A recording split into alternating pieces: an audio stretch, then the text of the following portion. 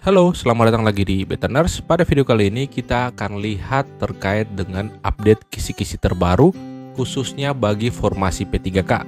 Baik itu untuk perawat ahli pertama ataupun juga untuk teman-teman yang perawat terampil. Nah, tentu saja untuk kisi-kisi terbaru ini berdasarkan Permenpan RB yang terbaru. Kita akan lihat.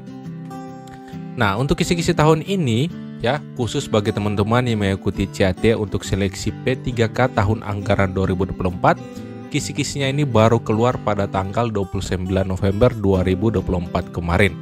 Nah, berdasarkan nomor B-67M.SM.01.00/2024 terkait materi pokok seleksi kompetensi teknis dengan CAT untuk seleksi pengadaan P3K tahun anggaran 2024. Nah, kita akan lihat kira-kira untuk kisi-kisi yang terbaru ini terkait dengan perawat ahli pertama maupun perawat terampil itu seperti apa. Nah, di sini admin sudah ringkaskan ya. Jadi untuk teman-teman yang masuk dalam kategori perawat ahli pertama dan perawat terampil, admin sudah ringkaskan di sini. Nah, berdasarkan kisi-kisi P3K perawat yang dikeluarkan oleh Permenpan RB ini adalah kisi-kisinya, baik itu perawat ahli pertama maupun perawat terampil. Nah, kisi-kisi ini pun hampir sama atau sama saja ya dengan teman-teman yang akan mengikuti SKB perawat juga. Nah, untuk kemampuan umum dan kemampuan khusus kita akan lihat masing-masing. Kita fokus dulu ke perawat ahli pertama. Nah, bagi teman-teman yang perawat ahli pertama, untuk kisi-kisinya yang pertama berkaitan dengan kemampuan umum yaitu praktek keperawatan berdasarkan etik. Yang kedua, praktek keperawatan berdasarkan legal. Yang ketiga, praktek keperawatan berdasarkan PK budaya. Yang keempat, praktek keperawatan berdasarkan profesional. Yang kelima, area kepemimpinan dan manajemen, area pendidikan dan penelitian, area pengembangan kualitas personal dan profesional. Nah, kita lihat dulu kemampuan umum dari teman-teman yang perawat terampil. Yang pertama, praktek keperawatan berdasarkan etik, legal, dan PK budaya. Tentu saja hal ini sama ya dengan kemampuan umum bagi teman-teman yang perawat ahli pertama. Yang kedua, area praktik keperawatan profesional. Nah, ini juga sama ya dengan teman-teman yang ahli pertama, area praktik keperawatan profesional. Nah, untuk kemampuan khusus ya, kemampuan khusus bagi teman-teman perawat ahli pertama, yang pertama asuhan keperawatan medikal bedah, asuhan keperawatan maternitas, asuhan keperawatan anak, asuhan keperawatan jiwa, dan asuhan keperawatan komunitas ya. Sedangkan untuk teman-teman yang perawat terampil yaitu untuk kemampuan khususnya yang pertama ditambah dengan pemberdayaan dan pengabdian kepada masyarakat. Yang kedua, asuhan keperawatan medikal, ya, kemudian maternitas, anak, jiwa, dan komunitas. Jadi sama ya, untuk kemampuan khusus bagi teman-teman yang perawat ahli pertama dan perawat terampil itu sebagian besar sama. Hanya yang membedakan adalah pemberdayaan dan pengabdian kepada masyarakat. Begitu juga dengan kemampuan umum ya, sebagian besar sama dengan teman-teman yang ada di perawat ahli pertama. Kita akan lihat satu persatu kira-kira apa maksud dari kisi-kisi berdasarkan etik, legal, budaya, profesional, dan lain-lainnya. Oke, kita akan lihat ya. Nah, kalau kita lihat standar kompetensi perawat ya, komponen kompetensi untuk penjabarannya. Yang pertama, area praktik keperawatan berdasarkan etik, legal, dan PK budaya. Tentu saja etik, legal, dan PK budaya. Sedangkan kalau area praktik keperawatan profesional, itu berarti masuk dengan manajemen asuhan keperawatan dan kualitas praktek keperawatan. Nah, ini kalau kita lihat secara garis besar untuk profesional ini lebih banyak berbicara terkait dengan ASKEP dan SOP. Nah, untuk area kepemimpinan dan manajemen berarti berhubungan dengan kepemimpinan dan manajemen pelayanan keperawatan. Sudah jelas. Untuk area pendidikan dan penelitian berarti berhubungan dengan pendidikan dan penelitian. Untuk area pengembangan kualitas personal dan profesional itu berarti berhubungan dengan pengembangan profesional dan pendidikan serta pengembangan ilmu pengetahuan dan teknologi. Sudah jelas ya? Kita lanjut lagi. Nah, kita lihat penjabarannya masing-masing. Untuk area praktik keperawatan berdasarkan etik. Nah, untuk berdasarkan yang pertama yaitu berdasarkan etik. Yang pertama kita memahami konsep etik, norma, agama, budaya, hak asasi manusia dalam pelayanan keperawatan. Kemudian kita menghargai perbedaan latar belakang agama, budaya, dan sosial antara klien dan perawat. Ya, kemudian kita memprioritaskan kepentingan klien dalam pemberian pelayanan keperawatan, menjaga hak privasi daripada klien, menjaga rahasia klien yang diperoleh karena hubungan terapeutik, menjaga kesehatan diri sehingga tidak berdampak kepada klien, kemudian menghindari konflik kepentingan dengan klien dalam memberi pelayanan kesehatan. Kemudian menunjukkan sifat empati dan kepedulian dalam pemberian pelayanan keperawatan, menjaga dan membangun hubungan profesional sesama perawat dengan profesi lain untuk pelayanan keperawatan bermutu. Kemudian, melindungi klien dari pelayanan kesehatan yang tidak bermutu dan berpartisipasi aktif dalam pengembangan keprofesian untuk menjaga kualitas pelayanan keperawatan. Jadi yang berhubungan dengan etik adalah semua terkait dengan hal ini. Paling jelas adalah kita harus tahu terkait dengan etik keperawatan, ya. Yang ada autonomi, kemudian ada fidelity, ya, ada beneficent, non-maleficent, itu yang harus kita ketahui karena sebagian besar masuknya atau arahnya itu ke situ, seperti itu. Kita lihat lagi berikut dalam hal legal.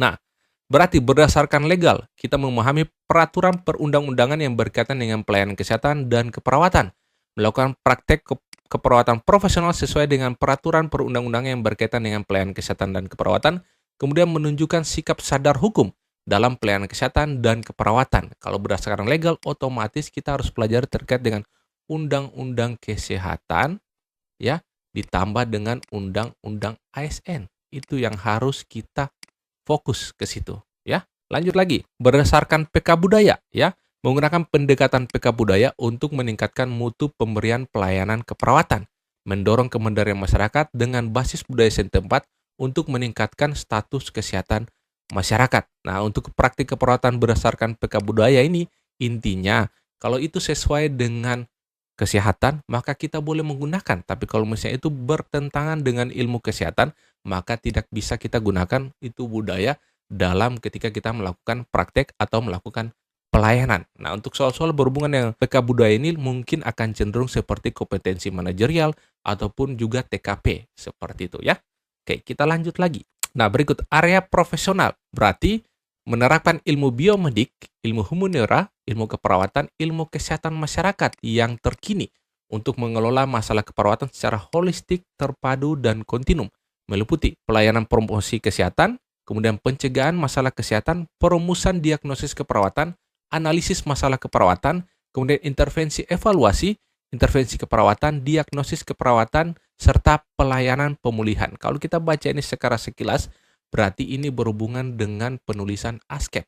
Mulai dari DSDO, kemudian kita lihat masalah yang muncul itu apa, kita angkat diagnosa, kemudian kita berikan intervensi, ya, kemudian kita evaluasi. Nah, komplit ya terkait dengan asuhan keperawatan. Berarti area praktik keperawatan kita harus kuat dengan ASKEP. Ya, 3S jangan lupa. Oke, kita lanjut lagi. Area kepemimpinan dan manajemen berarti konsep kepemimpinan dan manajemen dalam pengelolaan asuhan keperawatan, program kesehatan komunitas, fasilitas kesehatan, sumber daya manusia, prasarana dan finansial, kemudian penyelenggaraan pelayanan keperawatan. Kemudian kita akan lihat masalah-masalah kesehatan dan kebijakan pemerintah. Itu semuanya masuk ke area kepemimpinan dan manajemen. Jadi fokusnya ini kepada keperawatan manajemen. Nah, seperti itu. Oke, lanjut lagi, kita lihat lagi. Untuk penjabarannya, nah untuk area pendidikan dan penelitian, ya ini ya, yaitu mampu melakukan praktek pendidikan dan keperawatan dan penelitian dalam bidang keperawatan, memahami peran dan fungsi pendidik dalam pendidikan keperawatan, memahami kebutuhan pendidik dan keterampilan klinik dalam pendidikan keperawatan, perancang melaksanakan penelitian sederhana dalam bidang keperawatan, menerapkan hasil penelitian untuk meningkatkan mutu asuhan keperawatan. Kalau kita lihat sekilas terkait area pendidikan dan penelitian ini merupakan aplikasi dari semua ilmu yang sudah kita pelajari. Fokusnya kepada pendidikan dan keterampilan klinik. Sedangkan untuk penjabaran area pengembangan kualitas personal dan profesional, yaitu mampu melakukan kualitas praktek personal dan profesional dalam bidang keperawatan. Menyadari kebutuhan untuk mempertahankan dan meningkatkan kompetensi keperawatan, ya, mengikuti perkembangan ilmu pengetahuan dan teknologi keperawatan untuk menunjang mutu pelayanan keperawatan. Nah, kalau kedua hal ini hanya bentuk dari aplikasi dari semua materi-materi keperawatan yang telah kita pelajari. Yang akan kita fokuskan adalah teman-teman, yaitu pada area etik, legal, profesional, kepemimpinan, dan manajemen. Ya, kemudian yang ini semuanya kita harus fokus medical beda, maternitas, anak, jiwa, dan komunitas. Sedangkan untuk kemampuan umum bagi perawat terampil pun sama, etik dan legal, profesional, dan kemudian yang ini. Itu yang akan menjadi fokus teman-teman dalam melakukan persiapan untuk P3K nanti. Saat ini pun Bimbel Baternes sementara membuka ya untuk teman-teman yang mau join dalam persiapan P3K untuk tahun 2024 bersama teman-teman yang sudah join sebelumnya, teman-teman bisa mendapatkan itu yang pertama. Tentu saja, materi ini bisa digunakan untuk teman-teman yang nurse maupun yang D3. Materi ini tentu saja sudah sesuai dengan kisi-kisi terbaru di tahun ini yang seperti sebelumnya admin telah jelaskan. Nah, keuntungan jika ikut, yaitu teman-teman bisa menikmati kemudahan dalam persiapan P3K perawat di tahun 2024 dengan mempelajari materi dan video. Nah, dengan rincian, yaitu pertama, akses ke Google Drive kumpulan materi dari Betternes untuk mendapatkan materi seputar manajerial, sosiokultural, wawancara, kemudian ditambah dengan materi kemampuan umum dan kemampuan khusus yang sesuai dengan kisi-kisi terbaru. Nah, materi ini sudah disusun dengan kisi-kisi terbaru, baik untuk perawat terampil maupun untuk perawat ahli pertama. Nah, saat ini pun di Betternes sudah ready ya, 1 TO yang sesuai dengan kisi-kisi, nanti akan 2 yang menyusul. Nah, khusus untuk materi pendidikan dan penelitian, pengembangan kualitas personal dan profesional, pemberdayaan dan pengabdian masyarakat, dan PK Budaya, itu admin tidak terlalu berfokus untuk membahasnya. Karena ini seperti yang tadi sudah dijelaskan, lebih banyak arahnya ke aplikasi ilmu pengetahuan saja. Nah, kemudian teman-teman juga bisa join grup WA khusus anggota Bimbel 2024 untuk nanti saling berbagi informasi yang didapatkan saat pelaksanaan ujian di tahun ini. Nah, teman-teman juga bisa belajar lewat video rekaman kelas Zoom yang sudah admin siapkan untuk mempelajari manajerial, sosiokultural, wawancara, dan kompetensi umum dan khusus yang dimana sudah sesuai dengan kisi-kisi terbaru. Ini nanti teman-teman bisa pelajari di sana. Kira-kira ada hal-hal terbaru apa teman-teman bisa pelajari melalui materi yang sudah admin siapkan. Nah, bagi teman-teman yang ingin join, jangan lupa nanti hubungi admin di 0851 6266 6811. Saat ini biaya pendaftarannya itu 200.000, tapi admin memberikan potongan, teman-teman hanya perlu bayar 170.000 untuk menikmati semua fasilitas yang telah admin siapkan dan tentunya ini sudah sesuai dengan kisi-kisi terbaru. Oke, mungkin sampai di sini saja video kita terkait dengan pembahasan P3K tahun 2024. Nanti teman-teman jangan lupa untuk subscribe dan like supaya bisa dapat update-update video terbaru lagi terkait dengan pembahasan-pembahasan soal yang berhubungan dengan kisi-kisi yang terbaru. Oke, terima kasih, salam dan sampai jumpa.